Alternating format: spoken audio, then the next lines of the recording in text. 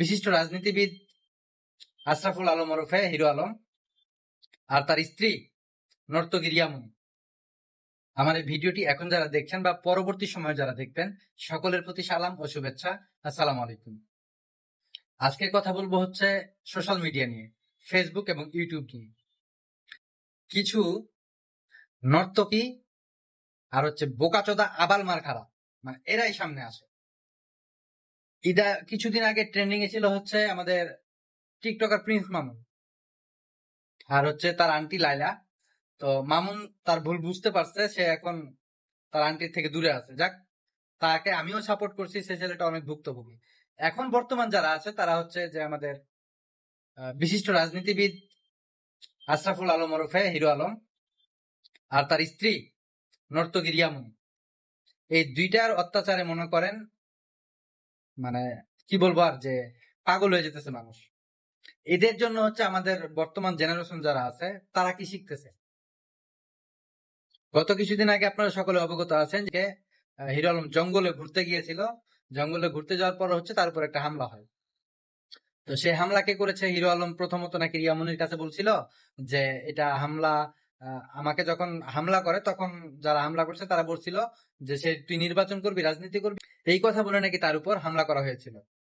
এখন হিরো আলম যেটা বলতেছে সেটা হচ্ছে কি, ম্যাকশবির গাড়ি দেখছিল, সেও একটা ডান্সার। হ্যাঁ, ম্যাকশবি একটা ডান্সার, শালার বেটা।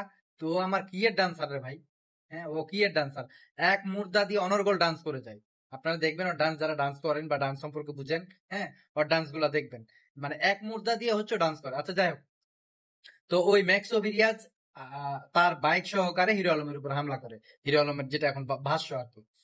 তো হিরো আলম এবং রিয়ামণি মিডিয়ার সামনে, বর্তমান মিডিয়া তো হচ্ছে কি আবাল মার্কা মিডিয়া, মানে টিকটকার আর হচ্ছে আপনার কন্টেন্ট ক্রিয়েটর।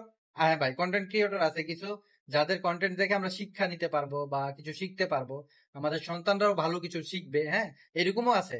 তবে এদের মতো কন্টেন্ট ক্রিয়েটরদের পিছে কিছু সাংবাদিক আছে, এরা হচ্ছে সবসময় বুম নিয়ে দৌড়াদৌড়ি করে।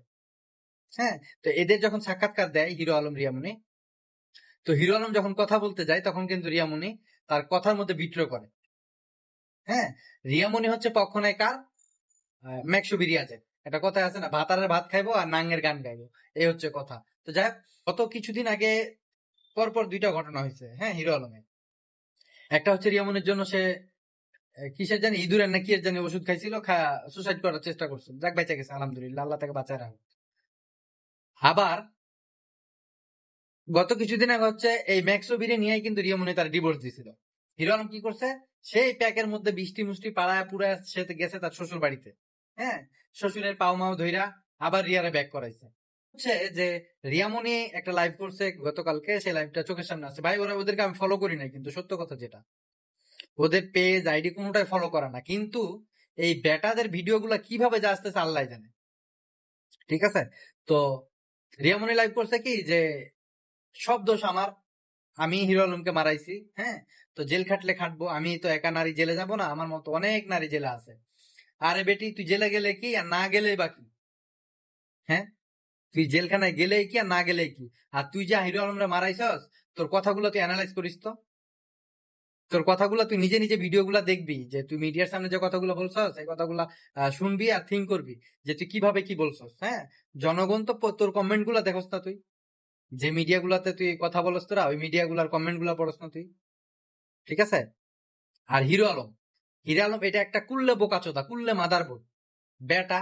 তুই কন্টেন্ট ক্রিয়েটর ছিলি, তুই ডান্স করতি, তুই মিউজিক ভিডিও করতি, তোর সবাই পছন্দ করতো, তুই নির্বাচন করলি, মায়ের খাইলি, তোর পক্ষে আসলে মানে বাংলাদেশের ইয়ং জেনারেশনটা তোর সাপোর্ট করছিল। তোর এই ধরনের নিম্নমানের কাজ কারবার দেখে তোরে এখন ঘেন্না করে সবাই বেটা। তুই বেটা একটা নর্তকীর জন্য বিষ খাস, পাও ধরে লয়ে হস, পাও ধরে পড়ে থাকস। বুঝলাম না তোদের নাটকের শেষ না, এই দিন কট ওই দিন এরা কট দিতেছস, তুই এরা কট দিতেছস, তুই ইঁদুর মারা বিষ খাইতেছস, তুই ওর বাসায় যাস গা। কি শুরু করছস ভাই তোরা?